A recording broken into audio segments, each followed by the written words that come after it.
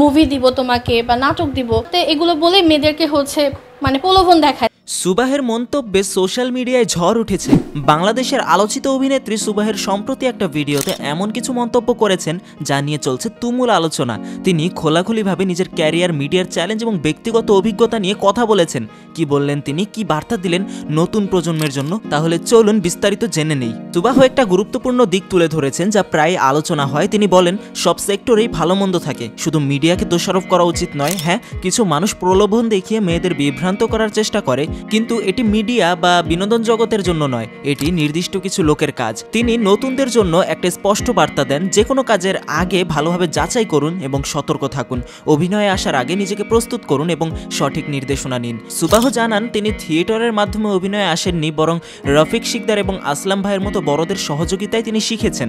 ওনারা আমাকে অভিনয় শিখিয়ে তারপর ক্যামেরার সামনে দাঁড়ানোর সাহস জুগিয়েছেন, বললেন সুবাহ। তিনি আরও বলেন, অভিনয় শেখা কখনো শেষ হয় না, এটা এক বিশাল সমুদ্রের মতো, প্রতিনিয়ত নতুন কিছু শিখেছি এবং শিখতে চাই। তার কথায় বোঝা যায় তিনি অভিনয়ের প্রতি কতটা নিবেদিত এবং প্রতিনিয়ত নিজেকে আরও ভালো করার জন্য কাজ করছেন। সুবাহ তার ব্যক্তিগত অভিজ্ঞতার কথা শেয়ার করেছেন। তিনি বললেন, আমি কখনো ব্যাড অফারের সম্মুখীন হইনি, আল্লাহর রহমতে সবসময় সঠিকভাবে কাজ করার চেষ্টা করেছি। তবে আমি রিজেকশন নিতে পারি না, তাই নিজেকে সবসময় এমনভাবে প্রস্তুত করি যাতে কাজের সুযোগ হাতছাড়া না হয়। তার মতে এমন শিল্পীর আত্মবিশ্বাস এবং পরিশ্রমই তাকে বড় তারকা বানাতে পারে। সুবাহের এই বক্তব্য শুধুমাত্র অভিনয় বা মিডিয়ার জন্য নয়, বরং মডেলিং এর নতুন প্রজন্মের জন্য একটা বড় বার্তা। কঠোর পরিশ্রম, সতর্কতা এবং আত্মবিশ্বাস থাকলে যে কেউ নিজের লক্ষ্যে পৌঁছাতে পারে। এখন এই বিষয়টা নিয়ে আপনার মতামতকে আপনি কমেন্ট বক্সে জানাতে পারেন। ভিডিওটা শেয়ার করে দিন প্রত্যেকের সাথে, লাইক এবং ফলো করে সাথেই থাকুন জুম বাংলার।